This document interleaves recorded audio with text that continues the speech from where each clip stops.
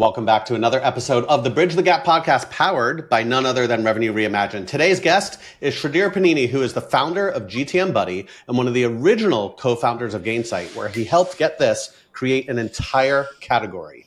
He's now on a mission to fix what he sees as one of the most persistent go-to-market gaps. Y'all see what I did there, right? Mm-hmm. Bridge the gap, go-to-market gaps. Enablement that sounds good on paper, but actually fails on the front lines. No fluff today. We're going deep on what reps actually need, where most GTM orgs get it wrong, and what enablement looks like when it's built for reality instead of theory. Shridhar, thanks for joining the show, man. Thank you for having me. Awesome. Let's get jump right into it. So enable it as it exists is kind of a joke. Let's start just really out there. Why is enablement broken in most organizations? And where do most teams go wrong with sales enablement? Maybe it's at the definition level, but where does it start? Why is it so broken? Yeah, it's really interesting one. So like you have been in leadership roles for most of the past 25 years. And whenever we are having conversations at the leadership level, I've never really seen anyone on the leadership team questioning the importance of enablement as a need. We're hiring people, and our business is changing all the time. The product is changing, there are new competitors coming up, the market is changing, and we need to up-level our teams on a continuous basis. I've never ever come across any leader in my personal experiences and in my network, anybody who questions this fundamental premise that enablement is important, right? But at the same time, we are seeing this, especially with the end of growth at all cost mindset over the past few years. A lot of enablement professionals, seasoned professionals, a lot well-respected enablement professionals have been impacted by it, by the layoffs and so on. Now, what gives? What's happening here? There's a lot of this perspective that we hear that, okay, enablement is a good to have. When the times are hard, you got good to have.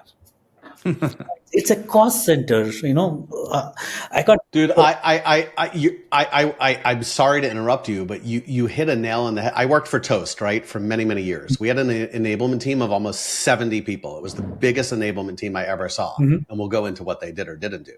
But you're right. Times get tough. The first team that got cut, we went from 70 to 3. Wow, that's a massive cut. Don't need enablement anymore. Times are tough, so you don't need to train your people.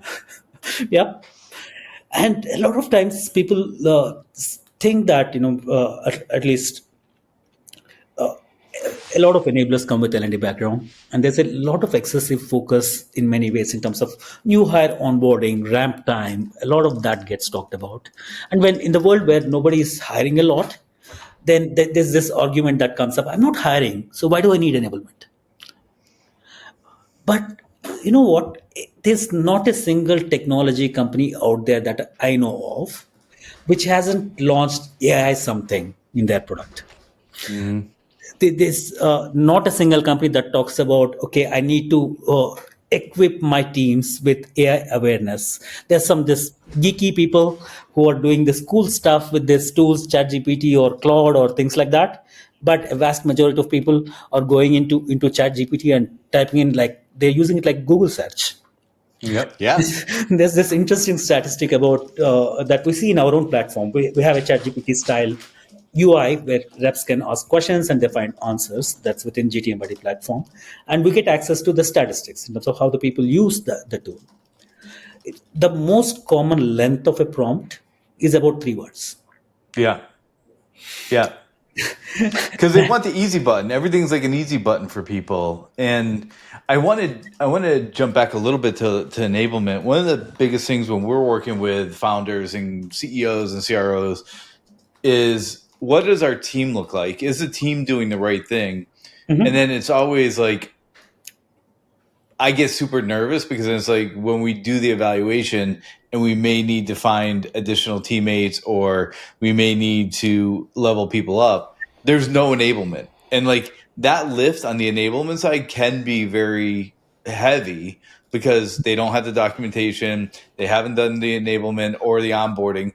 But the onboarding itself, they do like company onboarding. Like, here's your badge, here's your laptop, here's your blah. But they don't do go to market onboarding, and you're spending a lot of money on these people. And we talk about a cost center from an enablement perspective, but the cost of losing people or having to turn people over is so high that people don't factor that into the team. Absolutely. Just going back to that, extending on that observation, Dale. I guess the question that people are really asking, especially from the leadership side, we discussed how people aren't really questioning the importance of enablement, but really the questions really seems to be how we are enabling people. The leadership does not seem to be convinced that the way we are enabling the team is the problem. And somehow it get ascribed to the people who are doing the function, whether or not they have the charter or empowered to do the enablement the right way. There could be any number of reasons.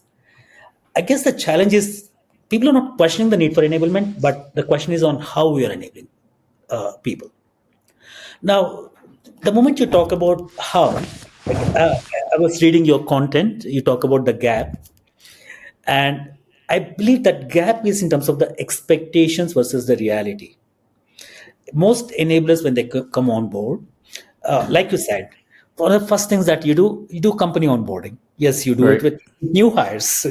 This is our company and a culture. This is the history, and this is the employee policies and all of that. That's all needed. Fine, but what next? What's GTM enablement about? So a lot of times people would do, okay, I'm going to do domain training. I would do product training. Okay. And in the traditional world, even not too long ago, I would create a product training course and a domain training course. And I hope that it stays true for a couple of years, might make minor tweaks and so on. But when the change is coming at us at a warp speed, the domain is evolving, the product is evolving, and the competition is evolving. How do you stay current? To begin with, are the enablers enabled to keep pace with the change that's hitting them? So is the problem the tech, the mindset, or how go-to-market orgs are structured when it comes to enablement? I think, hate to say this, but I guess my perspective is that all three of them, right? And that's okay. Yeah. So when you look at the people aspect of it, first things first, enablement needs to feel supported and empowered to begin with. And it's a two-way street.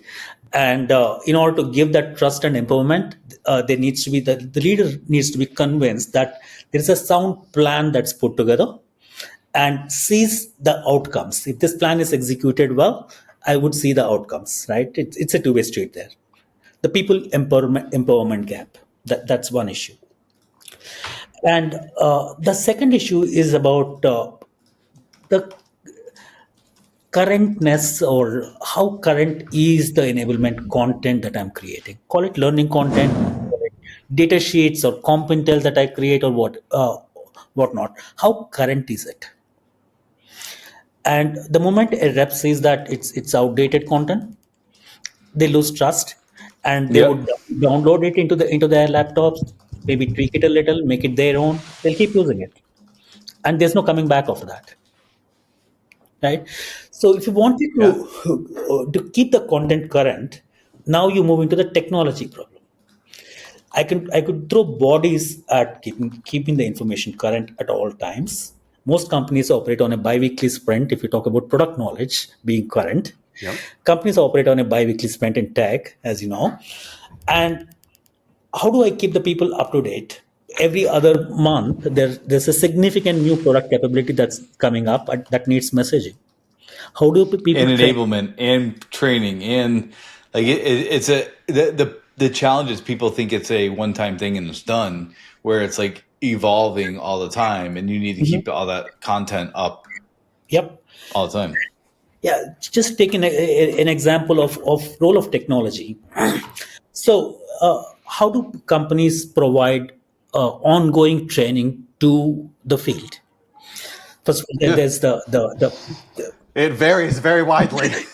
Yeah, the key is ongoing, right? It's not one time. New hire onboarding is one part, but how do you keep it current? How do you keep it continuous without overwhelming people? It is very, very common to see in companies that, okay, whenever there's a product release every other week, there's this Zoom meeting with 100 people on it, saying that, hey, here is what we have built and here is what we are shipping.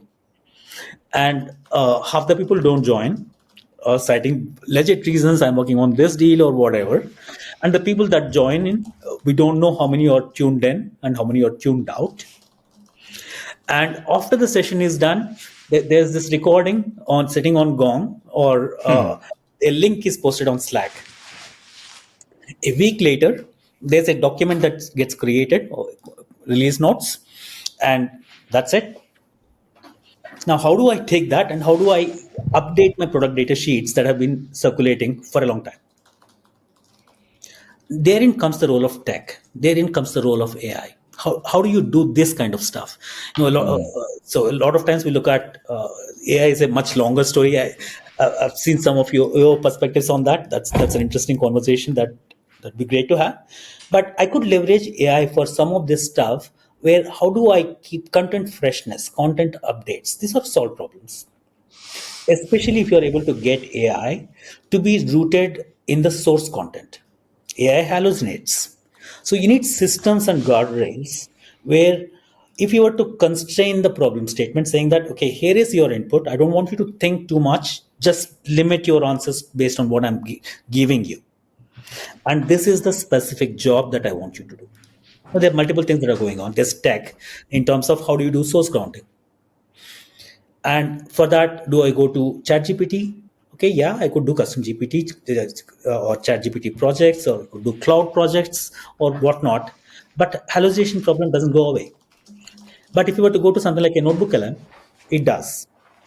But does it mean that I'm going to take my content, put it on notebook LM, write some queries, then come and update my slide decks and PDFs back? That's a lot of heavy lift. Not going to happen. Right? Yeah. Can I have a more integrated system? This is where AI integrated into the workflows, right? Wherein I could pull in a call recording, namely a product release webinar that was conducted internally. I extract the transcript and I would create a piece of content out of that, a summarization of that. And then I am able to identify the product content that needs to be updated. You're getting into an agentic workflow that's connected and rooted in a business need, not just a buzzword of to look cool for the investors or in the market, talking about I've got a 200 agents. That's becoming like everybody's counting how many agents do I have. So I have an agent for writing LinkedIn post, that's an agent. I have an agent for writing an email, that's an agent. So everything is a content creation agent. You could call it one Uber agent, or people would count every little thing that their thing could do and calling it like counting the number of agents. There seems to be a race, especially in the new companies that are emerging.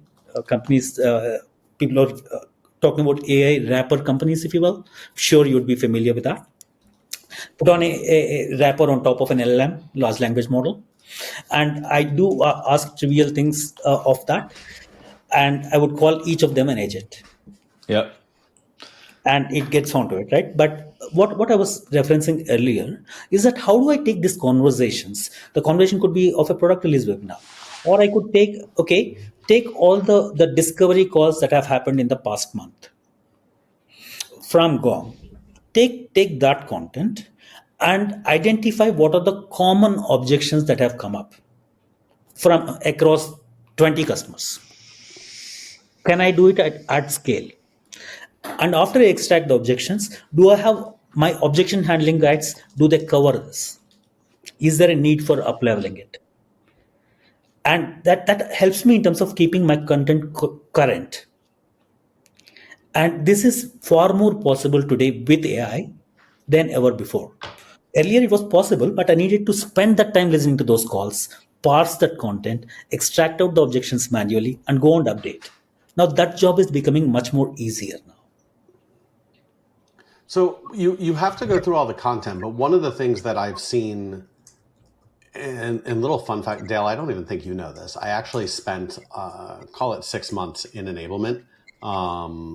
Is there so much content, right? And this was obviously before AI could parse it, but there's so much content. How do you prioritize which content to use and which content to throw away? Said differently, how do you prioritize the context? Great question. So it's a very, very common to see even with our customers that a maximum of 10 to 15% is of the content gets used by the reps. There's content pieces that get created that have never been seen in a year, but there is hesitation in terms of archiving. There is this FOMO of, okay, what happens if I delete? Maybe somebody will look at this content, right? And actually, it's becoming counterproductive where we actively advise our customers to retire content on a regular basis, where we have AI. AI does provide the guidance in terms of, instead of I could run a report to see which content was viewed the last and engaged and so on. Now with AI, we are able to write a conversational query. Show me all content over the past X number of days which has seen engagement, which did not see engagement, and connect it back with the questions that are coming up, or the objections, and recommend the content that needs to be archived, right? And the more content, that's something that is necessary. Thank you for actually pointing it out. And having more content also results in another problem. It's almost like a garbage in, garbage out problem, right? So you have too much content, and there could be dated content that talks about the same stuff in different way, and it is easy for the AI models to get confused in terms of which one should I pick the answers from. Yeah. I like it. I mean, I think, listen, AI makes it much easier than it ever was before. But having a way to systematically go through and figure out the contextual stuff and flag what isn't being used. And I think that's what was missing before, right? Is we have all of these million, I'm going through this with a client now, actually. I'm building onboarding for a new BDR. And the old sales leader is no longer here. And like, there's no, like, what are we using to onboard people? Oh, I don't know. Well, how are you guys? I had a sales rep tell me the other day, we don't have a sales deck. So I reach out to the marketing team. I'm like, why is there, like, we have 4 different sales decks. They're in this folder. No one knows where the damn folder is. So being able to actually see what is being used and what isn't, I think is huge. People buy from people. That's why companies who invest in meaningful connections win. The best part? Gifting doesn't have to be expensive to drive results, just thoughtful. Sendoso's intelligent gifting platform is designed to boost personalized engagement throughout the entire sales process.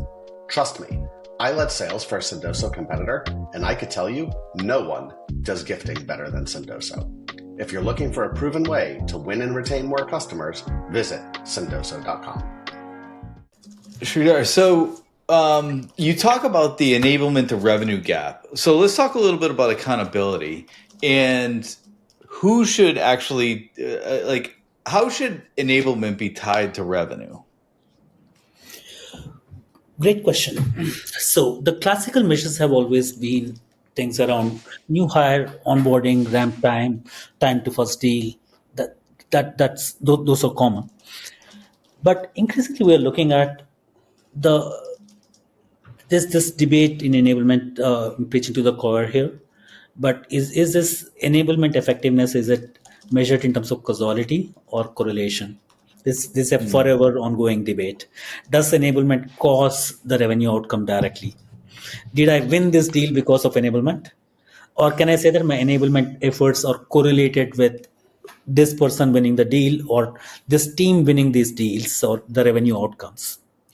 So there's a broader consensus in terms of, like, I could not clearly attribute or singularly attribute a revenue outcome, namely a closed won deal, just to training. Just because you took this training, you won the deal.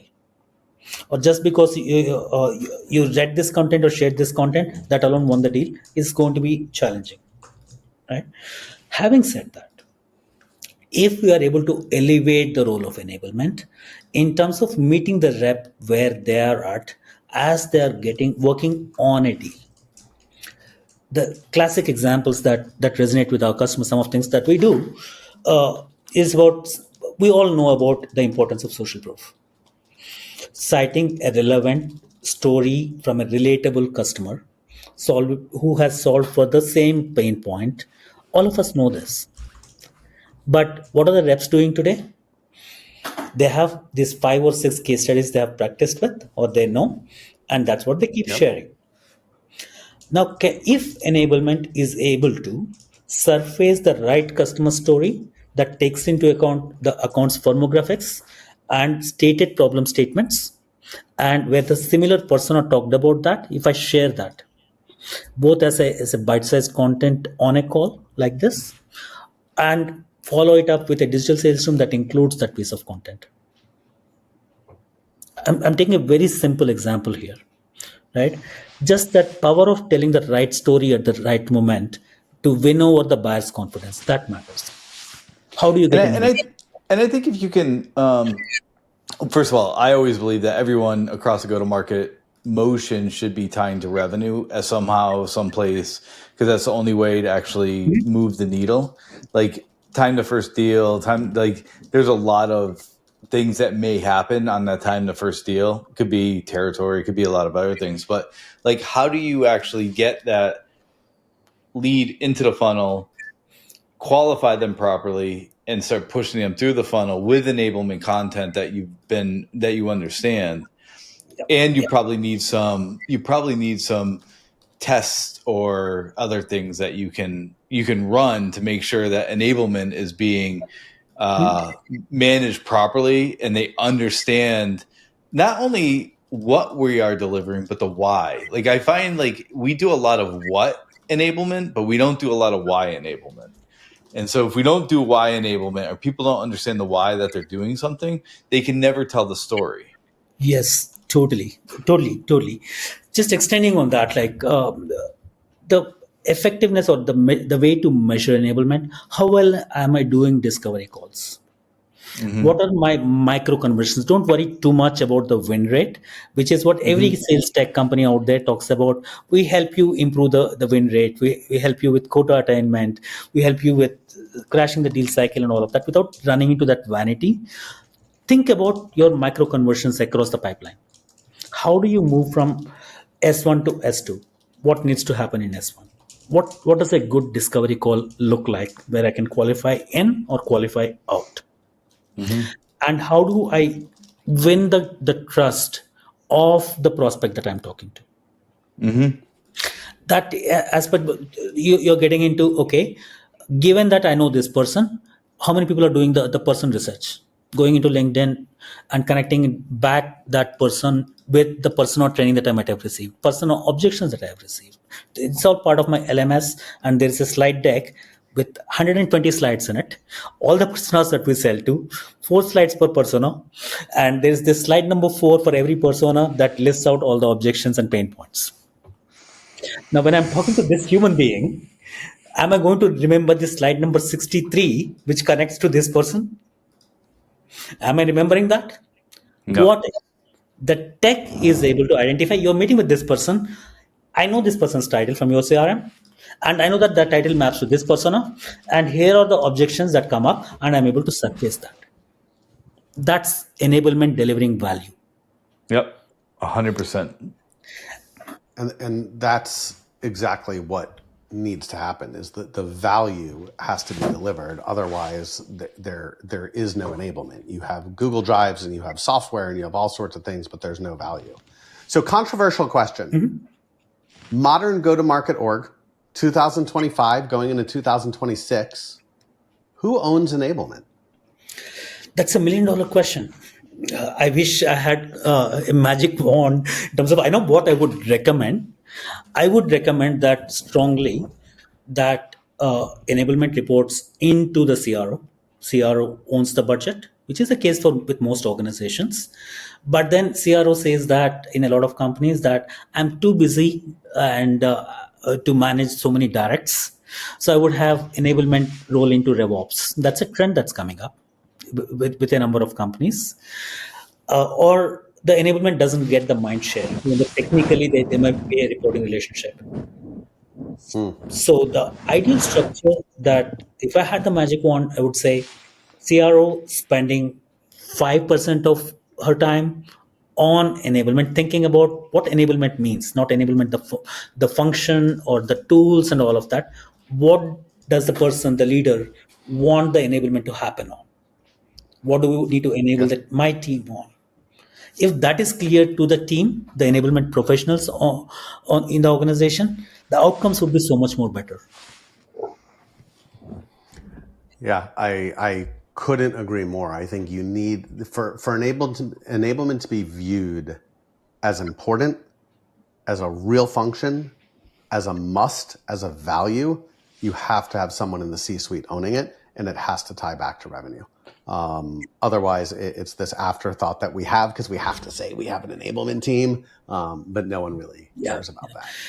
But that, So, sorry, just adding one. no, go ahead, please. Yeah, please. So, what we are seeing in the market with our customers again is that the growing importance of customer success enablement, that's becoming a thing. Finally, the revenue enablement from the transition from sales enablement to revenue enablement, initially it was a analyst thing, but we are seeing that happen on the ground, right? So where a lot of expansions that we see have come from two areas: customer success enablement and from partner enablement. These are the two things that come up consistently. And for customer success enablement, there are CS tools, Gainsight, or any other alternatives that companies might choose. Those are more like operational tools for the customer success function. But how do I enable them on an ongoing basis? And the nature of enabling CS is different from nature of enabling seller.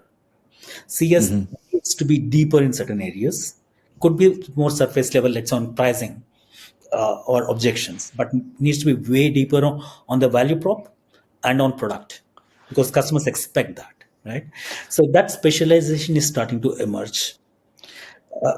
Right now, users are getting added from the CS side, but CS enablement strategies are catching up. That's another trend that we're seeing.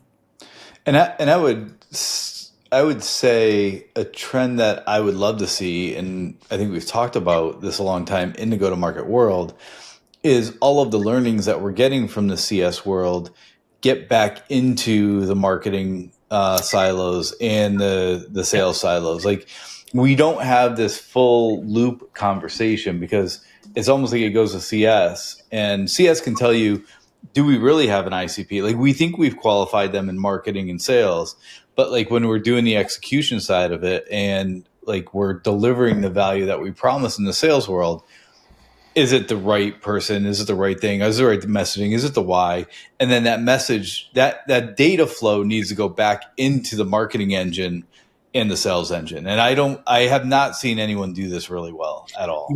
Yeah, yes, you have hit the problem on its nail on its head. Don't give him credit, please, because I'll never hear the end of this. I hit the nail on the head for the first time ever. When was the last time you picked up a hammer, Dale, and actually hit anything? A lot. Probably more recently than me, actually. It's almost like such a temptation that you never want to say no to a deal that's closing. It's Right. so hard, Yeah. and it gets Especially into now. yeah, gets into the CS, and the team throwing up their hands and saying, "Why did we even sign this with the promises of this stuff?" That's no, it's been a problem for a while. It's not just new right now.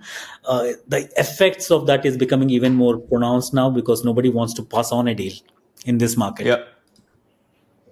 Yep. Yeah, but not every deal is a good deal. Yeah. Like I struggle with not wanting to pass on a deal. And listen, I'm guilty of it too. But like, you have to be able to look at a deal and be able to say, not a good deal. Mm-hmm.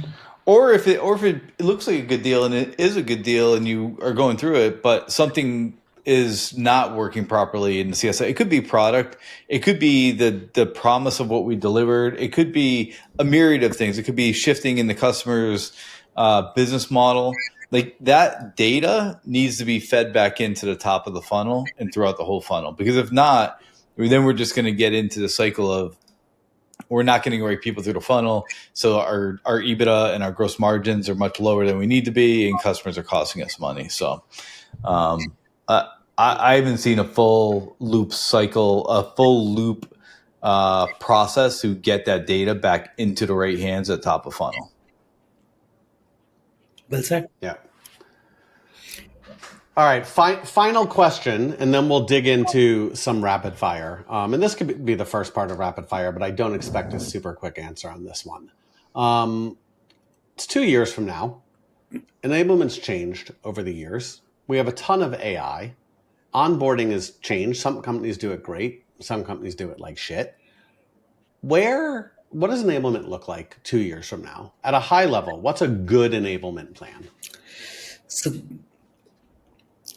a good enablement looks at equipping the reps as they're working on their deals with the right information, delivered at the right time, contextualized for the problem statement or the deal that they're working on. And this was always an expectation from the rep side. It's not a new expectation per se, but in 2 years from now, and in some areas already it is possible that the just-in-time enablement is not a theory anymore. It's not just the marketing talk. There are elements of that are already possible today. They'll get stronger. In the next 12 months, I don't even think it requires 24 months for that. Yeah, yes. All right, let's dive in. So the goal of rapid fire, 10 words or less. What's the one thing go-to-market teams are still doing that drives you nuts? Enablement, doing it the wrong way. Love that. Love that. What's one piece of enablement advice that you completely agree with, you completely disagree with right now?